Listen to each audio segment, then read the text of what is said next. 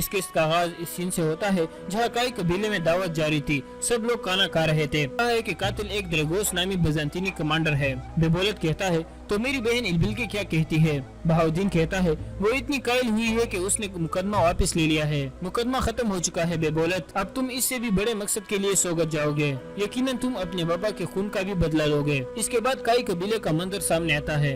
हकीम अर्तुग को खत पढ़ने की कोशिश कर रहा था जो सलजान अपने साथ लाई थी। दूसरे खेमे में सलजान कह रही थी हमने सुना है कि वो कातिल जिन्होंने कबीलों पर हमला किया था उनकी सरबराही अलबासी नामी आदमी कर रहा था और वो गलीज एक तुर्क है। ये सुनकर अर्तुगरुल हैरान होकर पूछता है क्या आपने उसे देखा है या आप जानती है कि वो कौन है? सलजान नाम में सर हिलाती है। फिर अर्तुगरुल कहता है हम उसे तलाश करेंगे। अब आप अपने कबीले की आमद के लिए तैयारियां शुरू कर दो। सलजान खड़ी होकर कहती है मुझसे वादा करे अर्तुगरुल साहब कि आप हमारे बहादुरों को तलाश करोगे और मेरे शोहर को मेरे पास लाओगे। अर्तुगरुल कहता है अपने भाइयों को तलाश करना मेरी जिम्मेदारी है सलजान खातून, आप मुझ पर एतमाद करें। इसके बाद अर्तुगरुल मरकजी खेमे में आ जाता है जहाँ हकीम अर्तुग खत पढ़ने की कोशिश कर रहा था। अर्तुगरुल पूछता है इसमें क्या लिखा है अर्तुग साहब? हकीम अर्तुग कहता है इसमें लिखा है कि हमारे सरदार कहाँ छुपे हैं। अल्लाह का शुक्र है कि वो सब ठीक है। गुंदोगदो साहब ने कुछ मंगोल जासूसों को पकड़कर उनसे खुफिया मालूमात हासिल की थी। जब मंगोलों को पता चला कि उनके जासूस पकड़े गए हैं तो उन्होंने काई वालों पर हमला कर दिया।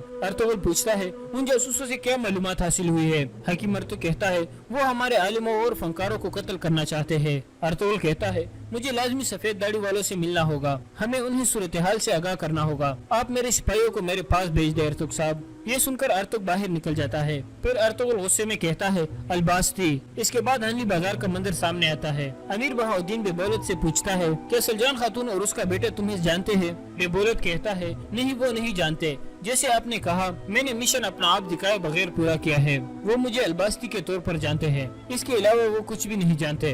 बहाउद्दीन कहता है सोगत पहुंचकर पता लगाओ कि क्या हुआ है, क्योंकि सलजान का अर्तुगरुल के पास होना अच्छी अलामत नहीं है। लेकिन पहले अपने कबीले की सरदार बन जाओ। इसके अलावा एक संदूक का भी मामला है। बेबोलत पूछता है कैसा संदूक? बहाउद्दीन कहता है उस संदूक में खुफिया मालूमात है, उसके अंदर मौजूद चीजें बहुत अहम है बेबोलत। उसके अंदर उन आदमियों के नाम है जो मंगोलों के खिलाफ बगावत की ख्वाहिश रखते हैं। दूसरी तरफ कई कबीले में अर्तुगरुल कहता है सलजान खातून अपनी कबीले की आमद के लिए तैयारियां कर रही है। हम अपने कबीले में उनको रिहाइश देंगे। उनके खेमे जला दिए गए हैं, हम नए खेमे बनाने में उनकी मदद करेंगे। सलजान खातून को कुछ चीजों की जरूरत है, उन चीजों के लिए आप मकीज की जिम्मेदारी लगाए अर्तुग साहब। उसे कहे कि वो कबीले में आकर मदद करे। फिर अर्तुगरुल बामसी को कहता है कल सुबह हम अपने सिपाहियों के साथ रवाना हो जाएंगे बामसी, और तुर्गुत तुम कुत्ते लेइस के पास जाओ। जब मैं मसरूफ हूँगा तो हम द्रेगोस को नजरअंदाज नहीं कर सकते। तुर्गुत पूछता है मुझे क्या करना होगा सरदार? अर्तुगरुल कहता है लेइस समझ रहा है कि वो तवान लेकर जीत गया है, लेकिन मेरे लिए हिसाब अभी बाकी है।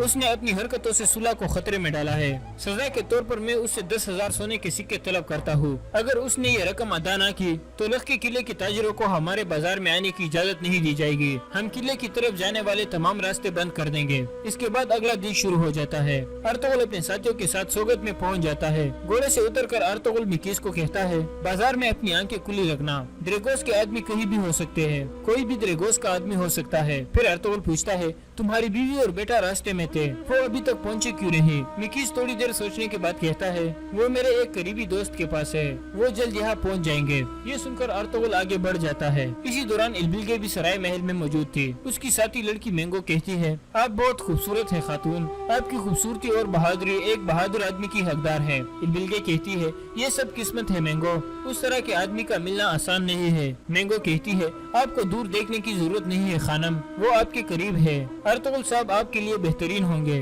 थोड़ी देर सोचने के बाद इल्बिल्के कहती है जैसा तुमने कहा है कि अर्तुगरुल साहब एक बहादुर आदमी है, लेकिन ये मुश्किल है मैंगो। वो अपनी मरहूम बीवी से बहुत प्यार करते थे, मुझे नहीं लगता कि वो किसी और औरत से प्यार करेंगे। मैंगो कहती है ऐसा मत कहे खानम, कई साल गुजर गए हैं, वो यकीनन चाहते होंगे कि कोई औरत उनके साथ खड़ी हो, और आपसे ज्यादा मुनासिब औरत और कौन हो सकती है। इतने में अताज बे इजाजत लेकर अंदर आता है और इल्बिल्के को बताता है कि हमारे सरदार सोगत पहुंच चुके हैं। इल्बिल्के कहती है सरदारों को कहो कि हम अपने हाकिम एला से मिलने जा रहे हैं। ये कहकर इल्बिल्के बाहर निकल जाती है। बाहर द्रेगोस उसके सामने आकर कहता है मैं बहुत खुश हूँ कि मुकदमे में हर चीज वाज़ेह हो गई है, मैं आपको अहम मालूमात देता रहूंगा और हमेशा आपकी खिदमत के लिए हाजिर हो। इल्बिल्के कहती है इसकी कोई जरूरत नहीं, अब से मुझे अर्तुगरुल साहब पर पूरा एतमाद है, हम एक दूसरे की मदद करेंगे। ड्रेगोस कहता है, जैसे आपकी ख्वाहिश खातून। फिर इल्बिल्गे कहती है, मुकदमे में हर चीज वादे हो गई है, लेकिन मेरे बाबा के असल कातिलों को अभी सजा नहीं मिली। मैं अर्तुगरुल के साथ मिलकर उस गलीज ड्रेगोस को मार डालूंगी।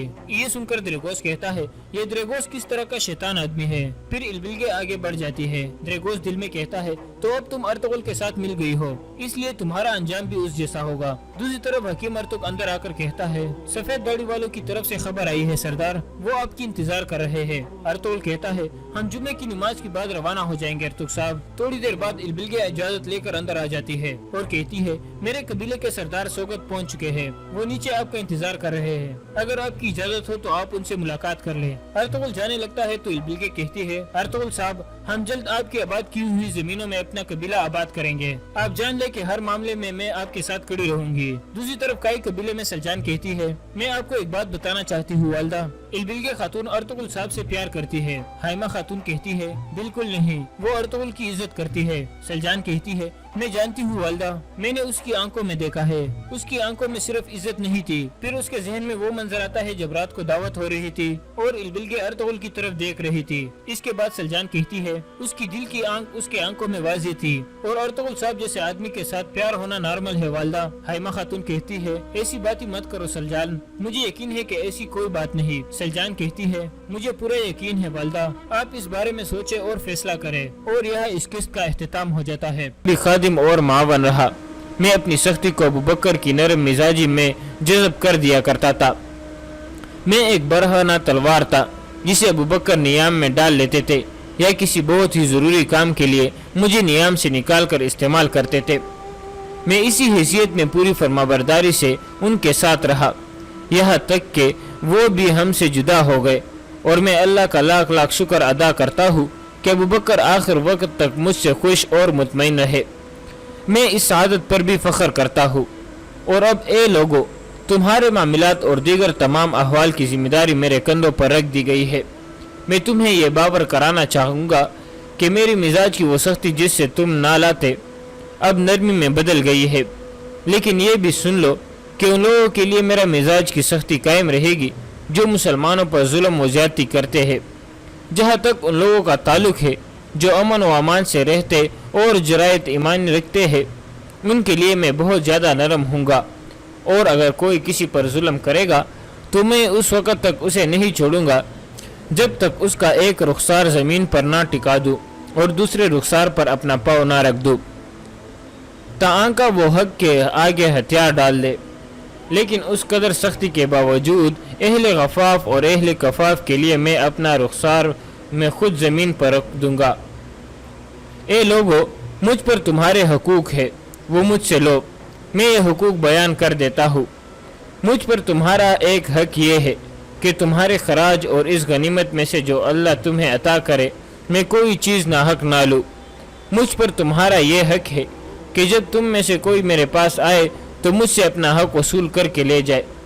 मुझ पर तुम्हारा यह हक है कि तुम्हारे अतियात और वताइफ में इजाफा करो और तुम्हारी सरहदों को इतना मुस्तहकम करो कि दीन के दुश्मन इधर का रुख ना कर सके। और मुझ पर तुम्हारा यह हक है कि तुम्हें हलाकत में ना डालूं और महाज से तुम्हें घर वापस आने से ना रोकूं। और जब तुम किसी महाज पर लड़ने जाओ तो एक बाप की तरह तुम्हारे अहल व अयाल की देखभाल करो। ए अल्लाह के बंदो, अल्लाह से डरो, मेरे साथ गफ़ दरगुजर का रवैया इख्तियार करो और मेरे साथ ताउन करो। अमर बिल मारूफ और नही अल मुनकर में मेरी मदद करो और तुम्हारी जो खिदमत अल्लाह ने मेरे सुपर्द की है उनके मुतल्लिक मुझे नसीहत करो। मैं तुमसे ये बात कह रहा हूँ और अपने और तुम्हारे लिए अल्लाह से माफ़िरत तलब कर रहा हूँ। एक रिवायत ये भी है कि उमर रज़ी अल्लाह तआला अन्हु ने यह खुतबा नमाज से पहले दिया था और इसके बाद नमाज पढ़ाई थी। बहरहाल लोगों के दिलों में उमर रज़ी अल्लाह तआला अन्हु की मिजाजी सख्ती और दरश्ती का जो खौफ सा बैठा हुआ था वो बिल्कुल उतर गया। मुस्तनद मौर्रिख लिखते हैं कि उमर रज़ी अल्लाह तआला अन्हु तो खुतबे के बाद मस्जिद से चले गए, लेकिन लोग मस्जिद में बैठे या बाहर खड़े उनके खुतबे पर तबादला ख्याल करते रहे। ज़्यादातर ये बात सुनाई दी कि उमर रज़ी अल्लाह तआला अन्हु का ज़ाहिर व बातिन एक है और उमर रज़ी अल्लाह तआला अन्हु सख्ती और दरश्ती के बावजूद एक इंसाफ पसंद इंसान है। नखलिस्तान में मूसा अपने ग्रोह के सरदार अबू सलमा اور دیگر ساتھیوں کو ابو بکر رضی اللہ تعالیٰ عنہ کی وفات اور عمر رضی اللہ تعالیٰ عنہ کی خلافت کی تفصیل سنا رہا تھا۔ پھر سب کھانے میں مصروف ہو گئے۔ اب یہ بتاؤ موسیٰ، ابو سلمہ نے کھانے کے بعد موسیٰ سے پوچھا، تم 2 دن وہاں گزار کر آئے ہو، وہاں تم نے لوگوں کا رد عمل اور رویہ دیکھا ہوگا۔ ہاں ابو سلمہ، موسیٰ نے کہا، میں نے یہ تفصیل سنائی ہے۔ اس میں سب سے زیادہ ضروری عمر کا خطبہ ہے جو اس نے مسجد میں دیا تھا۔ میں خود مسجد میں موجود تھا۔ موسیٰ نے عمر رضی اللہ تعالیٰ عنہ کا خطبہ لفظ بلفظ سنایا اور اس کے مخالفین نے بعد میں کچھ کہا تھا۔ ابو سلمہ نے پوچھا، کچھ کیا تھا؟ میں نے تو یہ دیکھا ہے کہ عمر کی خلافت کے حق میں نہیں تھے، وہ بھی اس کے ہاتھ پر بیعت کر چکے تھے۔ موسیٰ نے جواب دیا، میں تمہیں یہ بھی بتا دینا ضروری سمجھتا ہوں کہ عمر کی شخصیت میں ایسا رعب اور جلال ہے کہ اس کی زبان سے نکلا ہوا ہر لفظ اس کے دشمن کے دل میں بھی اتر جاتا ہے اور وہ اس کی بات کو قبول کر لیتا ہے۔ میں رات تک لوگوں میں گھومتا پھرتا رہا اور اپنی رائے اس طرح لوگوں پر ظاہر کرتا رہا کہ کسی کے ساتھ مخالفانہ بات کی اور کسی کے ساتھ عمر کے حق میں۔ میں نے دیکھا کہ جو اس کے مخالف تھے وہ اگر اب بھی مخالفت ہے تو بھی انہوں نے اس کے ہاتھ پر بیعت کر لی ہے اور دل کی گہرائیوں سے اسے خلیفہ مان لیا ہے۔ ایک صورتحال ایسی ہے جس سے ہم فائدہ اٹھا سکتے ہیں، وہ یہ ہے کہ عراق اور شام کے محاذوں پر مسلمانوں کے لشکر کچھ کمزور پڑ گئے ہیں اور مدینہ میں کچھ لوگ ایسے ہیں جو فارسیوں کی جنگی قوت سے خائف ہے۔ بھی خادم اور معاون رہا، میں اپنی سختی کو ابو بکر کی نرم مزاجی میں جذب کر دیا کرتا تھا۔ میں ایک برہنہ تلوار تھا جسے ابو بکر نیام میں ڈال لیتے تھے یا کسی بہت ہی ضروری کام کے لیے مجھے نیام سے نکال کر استعمال کرتے تھے۔ میں اسی حیثیت میں پوری فرمانبرداری سے ان کے ساتھ رہا، یہاں تک کہ وہ بھی ہم سے جدا ہو گئے، اور میں اللہ کا لاکھ لاکھ شکر ادا کرتا ہوں کہ ابو بکر آخر وقت تک مجھ سے خوش اور مطمئن رہے۔ میں اس سعادت پر بھی فخر کرتا ہوں۔ اور اب اے لوگو، تمہارے معاملات اور دیگر تمام احوال کی ذمہ داری میرے کندھوں پر رکھ دی گئی ہے۔ میں تمہیں یہ باور کرانا چاہوں گا کہ میری مزاج کی وہ سختی جس سے تم نہ لاتے اب نرمی میں بدل گئی ہے، لیکن یہ بھی سن لو کہ ان لوگوں کے لیے میرا مزاج کی سختی قائم رہے گی جو مسلمانوں پر ظلم و زیادتی کرتے ہیں۔ جہاں تک ان لوگوں کا تعلق ہے جو امن و امان سے رہتے اور جرائت ایمان رکھتے ہیں، ان کے لیے میں بہت زیادہ نرم ہوں گا، اور اگر کوئی کسی پر ظلم کرے گا تو میں اس وقت تک اسے نہیں چھوڑوں گا جب تک اس کا ایک رخسار زمین پر نہ ٹکا دوں اور دوسرے رخسار پر اپنا پاؤں نہ رکھ دوں تاکہ وہ حق کے آگے ہتھیار ڈال دے۔ لیکن اس قدر سختی کے باوجود اہل غفاف اور اہل کفاف کے لیے میں اپنا رخسار میں خود زمین پر رکھ دوں گا۔ اے لوگو، مجھ پر تمہارے حقوق ہے، وہ مجھ سے لو، میں یہ حقوق بیان کر دیتا ہوں۔ مجھ پر تمہارا ایک حق یہ ہے کہ تمہارے خراج اور اس غنیمت میں سے جو اللہ تمہیں عطا کرے میں کوئی چیز ناحق نہ لوں۔ مجھ پر تمہارا یہ حق ہے کہ جب تم میں سے کوئی میرے پاس آئے تو مجھ سے اپنا حق وصول کر کے لے جائے۔ مجھ پر تمہارا یہ حق ہے کہ تمہارے عطیات اور وطائف میں اضافہ کرو اور تمہاری سرحدوں کو اتنا مستحکم کرو کہ دین کے دشمن ادھر کا رخ نہ کر سکے، اور مجھ پر تمہارا یہ حق ہے کہ تمہیں ہلاکت میں نہ ڈالو اور محاذ سے تمہیں گھر واپس آنے سے نہ روکو، اور جب تم کسی محاذ پر لڑنے جاؤ تو ایک باپ کی طرح تمہارے اہل و عیال کی دیکھ بھال کرو۔ اے اللہ کے بندو، اللہ سے ڈرو، میرے ساتھ غف و درگزر کا رویہ اختیار کرو اور میرے ساتھ تعاون کرو۔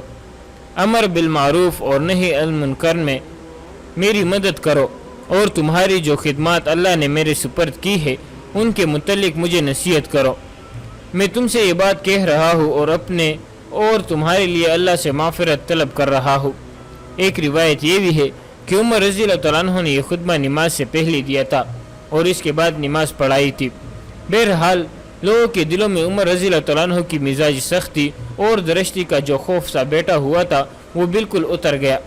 مستند مورخ لکھتے ہیں کہ عمر رضی اللہ تعالیٰ عنہ تو خطبے کے بعد مسجد سے چلے گئے، لیکن لوگ مسجد میں بیٹھے یا باہر کھڑے ان کے خطبوں پر تبادلہ خیال کرتے رہے۔ زیادہ تر یہ بات سنائی دی کہ عمر رضی اللہ تعالیٰ عنہ کا ظاہر و باطن ایک ہے، اور عمر رضی اللہ تعالیٰ عنہ سختی اور درستی کے باوجود ایک انصاف پسند انسان ہے۔ نخلستان میں موسیٰ اپنے گروہ کے سردار ابو سلمہ اور دیگر ساتھیوں کو ابو بکر رضی اللہ تعالیٰ عنہ کی وفات اور عمر رضی اللہ تعالیٰ عنہ کی خلافت کی تفصیل سنا رہا تھا۔ پھر سب کھانے میں مصروف ہو گئے۔ اب یہ بتاؤ موسیٰ، ابو سلمہ نے کھانے کے بعد موسیٰ سے پوچھا، تم 2 دن وہاں گزار کر آئے ہو، وہاں تم نے لوگوں کا رد عمل اور رویہ دیکھا ہوگا۔ ہاں ابو سلمہ، موسیٰ نے کہا، میں نے یہ تفصیل سنائی ہے۔ اس میں سب سے زیادہ ضروری عمر کا خطبہ ہے جو اس نے مسجد میں دیا تھا۔ میں خود مسجد میں موجود تھا۔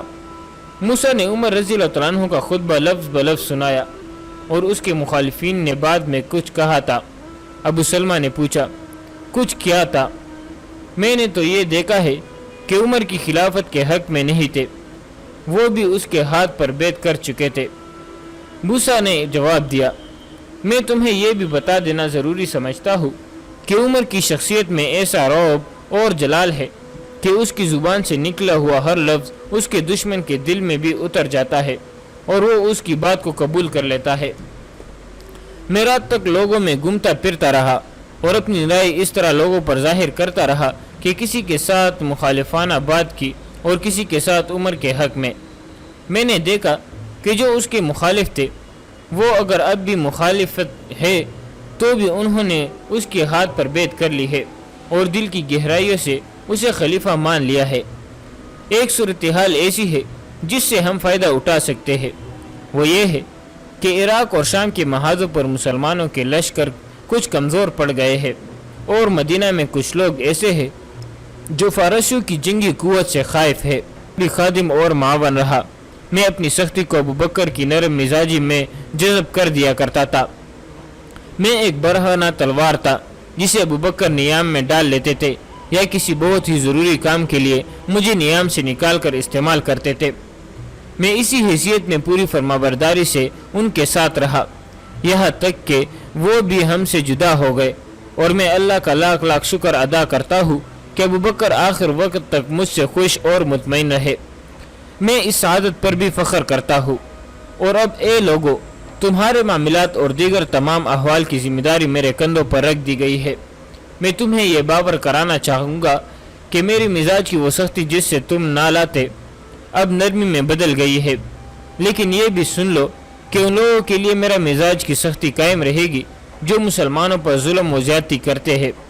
جہاں تک ان لوگوں کا تعلق ہے جو امن و امان سے رہتے اور جرائت ایمان رکھتے ہیں، ان کے لیے میں بہت زیادہ نرم ہوں گا، اور اگر کوئی کسی پر ظلم کرے گا تو میں اس وقت تک اسے نہیں چھوڑوں گا جب تک اس کا ایک رخسار زمین پر نہ ٹکا دوں اور دوسرے رخسار پر اپنا پاؤں نہ رکھ دوں تاکہ وہ حق کے آگے ہتھیار ڈال دے۔ لیکن اس قدر سختی کے باوجود اہل غفاف اور اہل کفاف کے لیے میں اپنا رخسار میں خود زمین پر رکھ دوں گا۔ اے لوگو، مجھ پر تمہارے حقوق ہے، وہ مجھ سے لو، میں یہ حقوق بیان کر دیتا ہوں۔ مجھ پر تمہارا ایک حق یہ ہے کہ تمہارے خراج اور اس غنیمت میں سے جو اللہ تمہیں عطا کرے میں کوئی چیز ناحق نہ لوں۔ مجھ پر تمہارا یہ حق ہے کہ جب تم میں سے کوئی میرے پاس آئے تو مجھ سے اپنا حق وصول کر کے لے جائے۔ مجھ پر تمہارا یہ حق ہے کہ تمہارے عطیات اور وطائف میں اضافہ کرو اور تمہاری سرحدوں کو اتنا مستحکم کرو کہ دین کے دشمن ادھر کا رخ نہ کر سکے، اور مجھ پر تمہارا یہ حق ہے کہ تمہیں ہلاکت میں نہ ڈالو اور محاذ سے تمہیں گھر واپس آنے سے نہ روکو، اور جب تم کسی محاذ پر لڑنے جاؤ تو ایک باپ کی طرح تمہارے اہل و عیال کی دیکھ بھال کرو۔ اے اللہ کے بندو، اللہ سے ڈرو، میرے ساتھ غف و درگزر کا رویہ اختیار کرو اور میرے ساتھ تعاون کرو۔ امر بالمعروف اور نہی عن المنکر میں میری مدد کرو، اور تمہاری جو خدمات اللہ نے میرے سپرد کی ہے ان کے متعلق مجھے نصیحت کرو۔ میں تم سے یہ بات کہہ رہا ہوں اور اپنے اور تمہارے لیے اللہ سے معافرت طلب کر رہا ہوں۔ ایک روایت یہ بھی ہے کہ عمر رضی اللہ تعالیٰ عنہ نے یہ خطبہ نماز سے پہلے دیا تھا اور اس کے بعد نماز پڑھائی تھی۔ بہرحال لوگوں کے دلوں میں عمر رضی اللہ تعالیٰ عنہ کی مزاج سختی اور درشتی کا جو خوف سا بیٹھا ہوا تھا وہ بالکل اتر گیا۔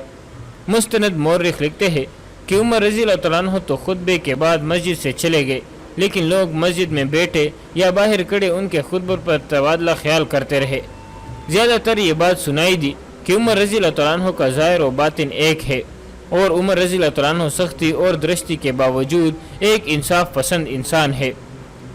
نخلستان میں موسیٰ اپنے گروہ کے سردار ابو سلمہ اور دیگر ساتھیوں کو ابو بکر رضی اللہ تعالیٰ عنہ کی وفات اور عمر رضی اللہ تعالیٰ عنہ کی خلافت کی تفصیل سنا رہا تھا۔ پھر سب کھانے میں مصروف ہو گئے۔ اب یہ بتاؤ موسیٰ، ابو سلمہ نے کھانے کے بعد موسیٰ سے پوچھا، تم 2 دن وہاں گزار کر آئے ہو، وہاں تم نے لوگوں کا رد عمل اور رویہ دیکھا ہوگا۔ ہاں ابو سلمہ، موسیٰ نے کہا، میں نے یہ تفصیل سنائی ہے۔ اس میں سب سے زیادہ ضروری عمر کا خطبہ ہے جو اس نے مسجد میں دیا تھا۔ میں خود مسجد میں موجود تھا۔ موسیٰ نے عمر رضی اللہ تعالیٰ عنہ کا خطبہ لفظ بلفظ سنایا اور اس کے مخالفین نے بعد میں کچھ کہا تھا۔ ابو سلمہ نے پوچھا، کچھ کیا تھا؟ میں نے تو یہ دیکھا ہے کہ عمر کی خلافت کے حق میں نہیں تھے، وہ بھی اس کے ہاتھ پر بیعت کر چکے تھے۔ موسیٰ نے جواب دیا، میں تمہیں یہ بھی بتا دینا ضروری سمجھتا ہوں کہ عمر کی شخصیت میں ایسا رعب اور جلال ہے کہ اس کی زبان سے نکلا ہوا ہر لفظ اس کے دشمن کے دل میں بھی اتر جاتا ہے اور وہ اس کی بات کو قبول کر لیتا ہے۔ میں رات تک لوگوں میں گھومتا پھرتا رہا اور اپنی رائے اس طرح لوگوں پر ظاہر کرتا رہا کہ کسی کے ساتھ مخالفانہ بات کی اور کسی کے ساتھ عمر کے حق میں۔ میں نے دیکھا کہ جو اس کے مخالف تھے وہ اگر اب بھی مخالفت ہے تو بھی انہوں نے اس کے ہاتھ پر بیعت کر لی ہے اور دل کی گہرائیوں سے اسے خلیفہ مان لیا ہے۔ ایک صورتحال ایسی ہے جس سے ہم فائدہ اٹھا سکتے ہیں، وہ یہ ہے کہ عراق اور شام کے محاذوں پر مسلمانوں کے لشکر کچھ کمزور پڑ گئے ہیں، اور مدینہ میں کچھ لوگ ایسے ہیں جو فارسیوں کی جنگی قوت سے خائف ہے۔ بھی خادم اور معاون رہا۔ میں اپنی سختی کو ابو بکر کی نرم مزاجی میں جذب کر دیا کرتا تھا۔ میں ایک برہنہ تلوار تھا جسے ابو بکر نیام میں ڈال لیتے تھے یا کسی بہت ہی ضروری کام کے لیے مجھے نیام سے نکال کر استعمال کرتے تھے۔ میں اسی حیثیت میں پوری فرمانبرداری سے ان کے ساتھ رہا، یہاں تک کہ وہ بھی ہم سے جدا ہو گئے، اور میں اللہ کا لاکھ لاکھ شکر ادا کرتا ہوں کہ ابو بکر آخر وقت تک مجھ سے خوش اور مطمئن رہے۔ میں اس سعادت پر بھی فخر کرتا ہوں۔ اور اب اے لوگو، تمہارے معاملات اور دیگر تمام احوال کی ذمہ داری میرے کندھوں پر رکھ دی گئی ہے۔ میں تمہیں یہ باور کرانا چاہوں گا کہ میری مزاج کی وہ سختی جس سے تم نہ لاتے اب نرمی میں بدل گئی ہے، لیکن یہ بھی سن لو کہ ان لوگوں کے لیے میرا مزاج کی سختی قائم رہے گی جو مسلمانوں پر ظلم و زیادتی کرتے ہیں۔ جہاں تک ان لوگوں کا تعلق ہے جو امن و امان سے رہتے اور جرائت ایمانی رکھتے ہیں، ان کے لیے میں بہت زیادہ نرم ہوں گا، اور اگر کوئی کسی پر ظلم کرے گا تو میں اس وقت تک اسے نہیں چھوڑوں گا جب تک اس کا ایک رخسار زمین پر نہ ٹکا دوں اور دوسرے رخسار پر اپنا پاؤں نہ رکھ دوں تاکہ وہ حق کے آگے ہتھیار ڈال دے۔ لیکن اس قدر سختی کے باوجود اہل غفاف اور اہل کفاف کے لیے میں اپنا رخسار میں خود زمین پر رکھ دوں گا۔ اے لوگو، مجھ پر تمہارے حقوق ہے، وہ مجھ سے لو، میں یہ حقوق بیان کر دیتا ہوں۔ مجھ پر تمہارا ایک حق یہ ہے کہ تمہارے خراج اور اس غنیمت میں سے جو اللہ تمہیں عطا کرے میں کوئی چیز ناحق نہ لوں۔ مجھ پر تمہارا یہ حق ہے کہ جب تم میں سے کوئی میرے پاس آئے تو مجھ سے اپنا حق وصول کر کے لے جائے۔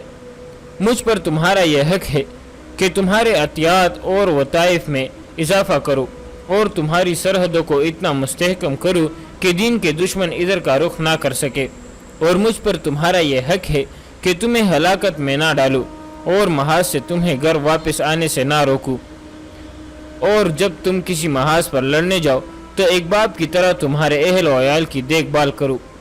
اے اللہ کے بندو، اللہ سے ڈرو، میرے ساتھ غفو درگزر کا رویہ اختیار کرو اور میرے ساتھ تعاون کرو۔ امر بالمعروف اور نہی عن المنکر میں میری مدد کرو، اور تمہاری جو خدمات اللہ نے میرے سپرد کی ہے ان کے متعلق مجھے نصیحت کرو۔ میں تم سے یہ بات کہہ رہا ہوں اور اپنے اور تمہارے لیے اللہ سے معافرت طلب کر رہا ہوں۔ ایک روایت یہ بھی ہے کہ عمر رضی اللہ تعالیٰ عنہ نے یہ خطبہ نماز سے پہلے دیا تھا اور اس کے بعد نماز پڑھائی تھی۔ بہرحال لوگوں کے دلوں میں عمر رضی اللہ تعالیٰ عنہ کی مزاجی سختی اور درشتی کا جو خوف سا بیٹھا ہوا تھا وہ بالکل اتر گیا۔ مستند مورخ لکھتے ہیں کہ عمر رضی اللہ تعالیٰ عنہ تو خطبے کے بعد مسجد سے چلے گئے، لیکن لوگ مسجد میں بیٹھے یا باہر کھڑے ان کے خطبے پر تبادلہ خیال کرتے رہے۔ زیادہ تر یہ بات سنائی دی کہ عمر رضی اللہ تعالیٰ عنہ کا ظاہر و باطن ایک ہے، اور عمر رضی اللہ تعالیٰ عنہ سختی اور درستی کے باوجود ایک انصاف پسند انسان ہے۔ نخلستان میں موسیٰ اپنے گروہ کے سردار ابو سلمہ اور دیگر ساتھیوں کو ابو بکر رضی اللہ تعالیٰ عنہ کی وفات اور عمر رضی اللہ تعالیٰ عنہ کی خلافت کی تفصیل سنا رہا تھا۔ پھر سب کھانے میں مصروف ہو گئے۔ اب یہ بتاؤ موسیٰ، ابو سلمہ نے کھانے کے بعد موسیٰ سے پوچھا، تم 2 دن وہاں گزار کر آئے ہو، وہاں تم نے لوگوں کا رد عمل اور رویہ دیکھا ہوگا۔ ہاں ابو سلمہ، موسیٰ نے کہا، میں نے یہ تفصیل سنائی ہے۔ اس میں سب سے زیادہ ضروری عمر کا خطبہ ہے جو اس نے مسجد میں دیا تھا۔ میں خود مسجد میں موجود تھا۔ موسیٰ نے عمر رضی اللہ تعالیٰ عنہ کا خطبہ لفظ بلفظ سنایا اور اس کے مخالفین نے بعد میں کچھ کہا تھا۔ ابو سلمہ نے پوچھا، کچھ کیا تھا؟ میں نے تو یہ دیکھا ہے کہ عمر کی خلافت کے حق میں نہیں تھے، وہ بھی اس کے ہاتھ پر بیعت کر چکے تھے۔ موسیٰ نے جواب دیا، میں تمہیں یہ بھی بتا دینا ضروری سمجھتا ہوں کہ عمر کی شخصیت میں ایسا رعب اور جلال ہے کہ اس کی زبان سے نکلا ہوا ہر لفظ اس کے دشمن کے دل میں بھی اتر جاتا ہے اور وہ اس کی بات کو قبول کر لیتا ہے۔ میں رات تک لوگوں میں گھومتا پھرتا رہا اور اپنی رائے اس طرح لوگوں پر ظاہر کرتا رہا کہ کسی کے ساتھ مخالفانہ بات کی اور کسی کے ساتھ عمر کے حق میں۔ میں نے دیکھا کہ جو اس کے مخالف تھے وہ اگر اب بھی مخالفت ہے تو بھی انہوں نے اس کے ہاتھ پر بیعت کر لی ہے اور دل کی گہرائیوں سے اسے خلیفہ مان لیا ہے۔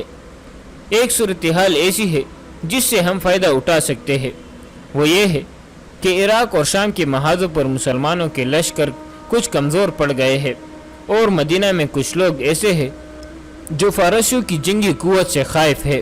بھی خادم اور معاون رہا، میں اپنی سختی کو ابو بکر کی نرم مزاجی میں جذب کر دیا کرتا تھا۔ میں ایک برہنہ تلوار تھا جسے ابو بکر نیام میں ڈال لیتے تھے یا کسی بہت ہی ضروری کام کے لیے مجھے نیام سے نکال کر استعمال کرتے تھے۔ میں اسی حیثیت میں پوری فرمانبرداری سے ان کے ساتھ رہا، یہاں تک کہ وہ بھی ہم سے جدا ہو گئے، اور میں اللہ کا لاکھ لاکھ شکر ادا کرتا ہوں کہ ابو بکر آخر وقت تک مجھ سے خوش اور مطمئن رہے۔ میں اس سعادت پر بھی فخر کرتا ہوں۔ اور اب اے لوگو، تمہارے معاملات اور دیگر تمام احوال کی ذمہ داری میرے کندھوں پر رکھ دی گئی ہے۔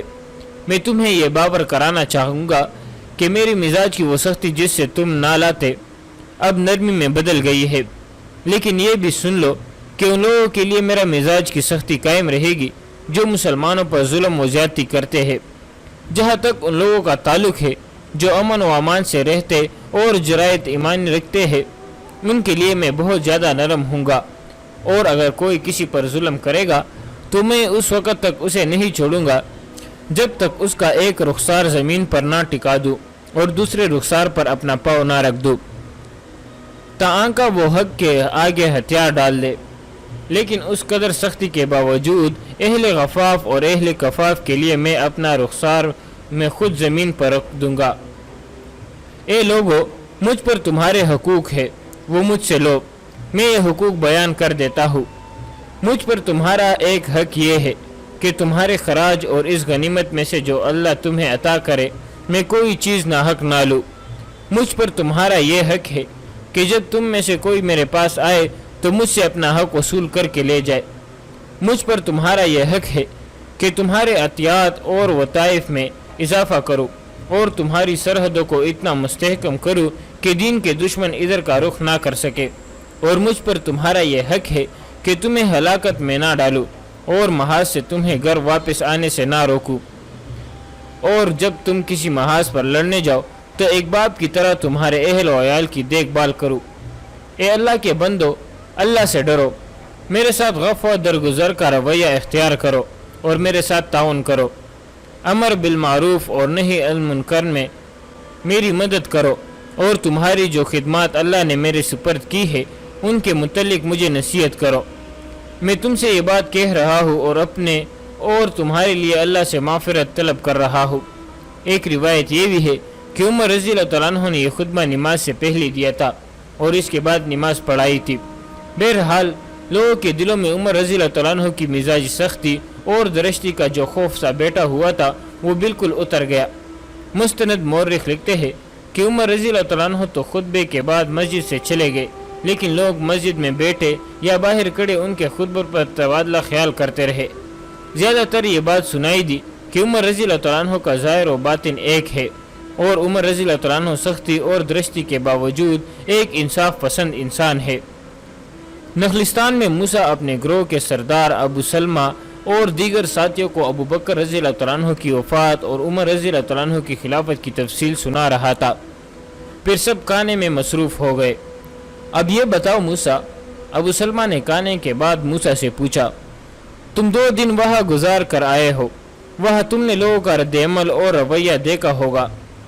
ہاں ابو سلمہ، موسیٰ نے کہا، میں نے یہ تفصیل سنائی ہے۔ اس میں سب سے زیادہ ضروری عمر کا خطبہ ہے جو اس نے مسجد میں دیا تھا۔ میں خود مسجد میں موجود تھا۔ موسیٰ نے عمر رضی اللہ تعالیٰ عنہ کا خطبہ لفظ بلفظ سنایا اور اس کے مخالفین نے بعد میں کچھ کہا تھا۔ ابو سلمہ نے پوچھا، کچھ کیا تھا؟ میں نے تو یہ دیکھا ہے کہ عمر کی خلافت کے حق میں نہیں تھے، وہ بھی اس کے ہاتھ پر بیعت کر چکے تھے۔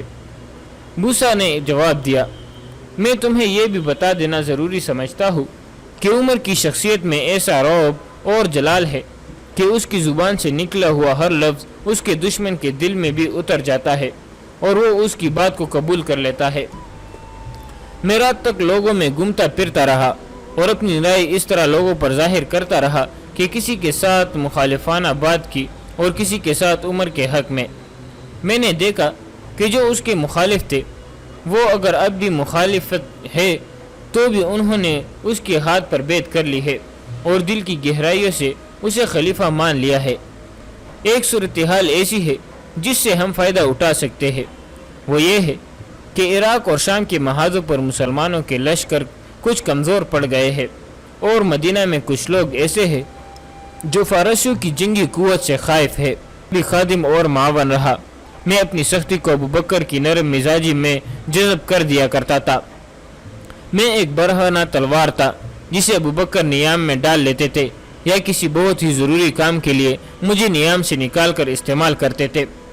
میں اسی حیثیت میں پوری فرمانبرداری سے ان کے ساتھ رہا، یہاں تک کہ وہ بھی ہم سے جدا ہو گئے، اور میں اللہ کا لاکھ لاکھ شکر ادا کرتا ہوں کہ ابو بکر آخر وقت تک مجھ سے خوش اور مطمئن رہے۔ میں اس سعادت پر بھی فخر کرتا ہوں۔ اور اب اے لوگو، تمہارے معاملات اور دیگر تمام احوال کی ذمہ داری میرے کندھوں پر رکھ دی گئی ہے۔ میں تمہیں یہ باور کرانا چاہوں گا کہ میری مزاج کی وہ سختی جس سے تم نہ لاتے اب نرمی میں بدل گئی ہے، لیکن یہ بھی سن لو کہ ان لوگوں کے لیے میرا مزاج کی سختی قائم رہے گی جو مسلمانوں پر ظلم و زیادتی کرتے ہیں۔ جہاں تک ان لوگوں کا تعلق ہے جو امن و امان سے رہتے اور جرائت ایمان رکھتے ہیں، ان کے لیے میں بہت زیادہ نرم ہوں گا، اور اگر کوئی کسی پر ظلم کرے گا تو میں اس وقت تک اسے نہیں چھوڑوں گا جب تک اس کا ایک رخسار زمین پر نہ ٹکا دوں اور دوسرے رخسار پر اپنا پاؤں نہ رکھ دوں، تاکہ وہ حق کے آگے ہتھیار ڈال دے۔ لیکن اس قدر سختی کے باوجود اہل غفاف اور اہل کفاف کے لیے میں اپنا رخسار میں خود زمین پر رکھ دوں گا۔ اے لوگو، مجھ پر تمہارے حقوق ہے، وہ مجھ سے لو، میں یہ حقوق بیان کر دیتا ہوں۔ مجھ پر تمہارا ایک حق یہ ہے کہ تمہارے خراج اور اس غنیمت میں سے جو اللہ تمہیں عطا کرے میں کوئی چیز ناحق نہ لوں۔ مجھ پر تمہارا یہ حق ہے کہ جب تم میں سے کوئی میرے پاس آئے تو مجھ سے اپنا حق وصول کر کے لے جائے۔ مجھ پر تمہارا یہ حق ہے کہ تمہارے عطیات اور وطائف میں اضافہ کرو اور تمہاری سرحدوں کو اتنا مستحکم کرو کہ دین کے دشمن ادھر کا رخ نہ کر سکے، اور مجھ پر تمہارا یہ حق ہے کہ تمہیں ہلاکت میں نہ ڈالو اور محاذ سے تمہیں گھر واپس آنے سے نہ روکو، اور جب تم کسی محاذ پر لڑنے جاؤ تو ایک باپ کی طرح تمہارے اہل و عیال کی دیکھ بھال کرو۔ اے اللہ کے بندو، اللہ سے ڈرو، میرے ساتھ غف و درگزر کا رویہ اختیار کرو اور میرے ساتھ تعاون کرو، امر بالمعروف اور نہی عن المنکر میں میری مدد کرو، اور تمہاری جو خدمات اللہ نے میرے سپرد کی ہے ان کے متعلق مجھے نصیحت کرو۔ میں تم سے یہ بات کہہ رہا ہوں اور اپنے اور تمہارے لیے اللہ سے معافرت طلب کر رہا ہوں۔ ایک روایت یہ بھی ہے کہ عمر رضی اللہ تعالیٰ عنہ نے یہ خطبہ نماز سے پہلے دیا تھا اور اس کے بعد نماز پڑھائی تھی۔ بہرحال لوگوں کے دلوں میں عمر رضی اللہ تعالیٰ عنہ کی مزاجی سختی اور درشتی کا جو خوف سا بیٹھا ہوا تھا وہ بالکل اتر گیا۔ مستند مورخ لکھتے ہیں کہ عمر رضی اللہ تعالیٰ عنہ تو خطبے کے بعد مسجد سے چلے گئے، لیکن لوگ مسجد میں بیٹھے یا باہر کھڑے ان کے خطبوں پر تبادلہ خیال کرتے رہے۔ زیادہ تر یہ بات سنائی دی کہ عمر رضی اللہ تعالیٰ عنہ کا ظاہر و باطن ایک ہے، اور عمر رضی اللہ تعالیٰ عنہ سختی اور درستی کے باوجود ایک انصاف پسند انسان ہے۔ نخلستان میں موسیٰ اپنے گروہ کے سردار ابو سلمہ اور دیگر ساتھیوں کو ابو بکر رضی اللہ تعالیٰ عنہ کی وفات اور عمر رضی اللہ تعالیٰ عنہ کی خلافت کی تفصیل سنا رہا تھا۔ پھر سب کھانے میں مصروف ہو گئے۔ اب یہ بتاؤ موسیٰ، ابو سلمہ نے کھانے کے بعد موسیٰ سے پوچھا، تم 2 دن وہاں گزار کر آئے ہو، وہاں تم نے لوگوں کا رد عمل اور رویہ دیکھا ہوگا۔ ہاں ابو سلمہ، موسیٰ نے کہا، میں نے یہ تفصیل سنائی ہے۔ اس میں سب سے زیادہ ضروری عمر کا خطبہ ہے جو اس نے مسجد میں دیا تھا۔ میں خود مسجد میں موجود تھا۔ موسیٰ نے عمر رضی اللہ تعالیٰ عنہ کا خطبہ لفظ بلفظ سنایا اور اس کے مخالفین نے بعد میں کچھ کہا تھا۔ ابو سلمہ نے پوچھا، کچھ کیا تھا؟ میں نے تو یہ دیکھا ہے کہ عمر کی خلافت کے حق میں نہیں تھے، وہ بھی اس کے ہاتھ پر بیعت کر چکے تھے۔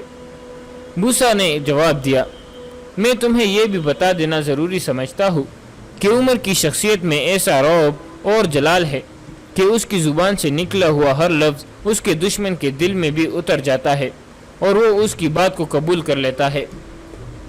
میں رات تک لوگوں میں گھومتا پھرتا رہا اور اپنی رائے اس طرح لوگوں پر ظاہر کرتا رہا کہ کسی کے ساتھ مخالفانہ بات کی اور کسی کے ساتھ عمر کے حق میں۔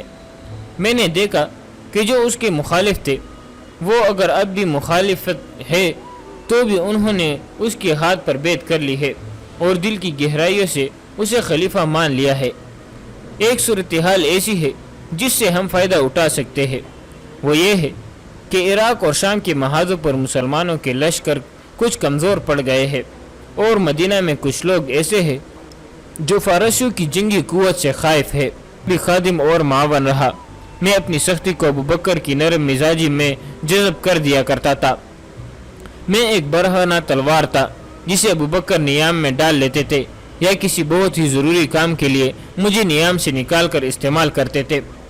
میں اسی حیثیت میں پوری فرمانبرداری سے ان کے ساتھ رہا، یہاں تک کہ وہ بھی ہم سے جدا ہو گئے، اور میں اللہ کا لاکھ لاکھ شکر ادا کرتا ہوں کہ ابو بکر آخر وقت تک مجھ سے خوش اور مطمئن رہے۔ میں اس سعادت پر بھی فخر کرتا ہوں۔ اور اب اے لوگو، تمہارے معاملات اور دیگر تمام احوال کی ذمہ داری میرے کندھوں پر رکھ دی گئی ہے۔ میں تمہیں یہ باور کرانا چاہوں گا کہ میری مزاج کی وہ سختی جس سے تم نہ لاتے اب نرمی میں بدل گئی ہے، لیکن یہ بھی سن لو کہ ان لوگوں کے لیے میرا مزاج کی سختی قائم رہے گی جو مسلمانوں پر ظلم و زیادتی کرتے ہیں۔ جہاں تک ان لوگوں کا تعلق ہے جو امن و امان سے رہتے اور جرائت ایمانی رکھتے ہیں، ان کے لیے میں بہت زیادہ نرم ہوں گا، اور اگر کوئی کسی پر ظلم کرے گا تو میں اس وقت تک اسے نہیں چھوڑوں گا جب تک اس کا ایک رخسار زمین پر نہ ٹکا دوں اور دوسرے رخسار پر اپنا پاؤں نہ رکھ دوں تاکہ وہ حق کے آگے ہتھیار ڈال دے۔ لیکن اس قدر سختی کے باوجود اہل غفاف اور اہل کفاف کے لیے میں اپنا رخسار میں خود زمین پر رکھ دوں گا۔ اے لوگو، مجھ پر تمہارے حقوق ہے، وہ مجھ سے لو، میں یہ حقوق بیان کر دیتا ہوں۔ مجھ پر تمہارا ایک حق یہ ہے کہ تمہارے خراج اور اس غنیمت میں سے جو اللہ تمہیں عطا کرے میں کوئی چیز ناحق نہ لوں۔ مجھ پر تمہارا یہ حق ہے کہ جب تم میں سے کوئی میرے پاس آئے تو مجھ سے اپنا حق وصول کر کے لے جائے۔ مجھ پر تمہارا یہ حق ہے کہ تمہارے عطیات اور وطائف میں اضافہ کرو اور تمہاری سرحدوں کو اتنا مستحکم کرو کہ دین کے دشمن ادھر کا رخ نہ کر سکے، اور مجھ پر تمہارا یہ حق ہے کہ تمہیں ہلاکت میں نہ ڈالو اور محاذ سے تمہیں گھر واپس آنے سے نہ روکوں۔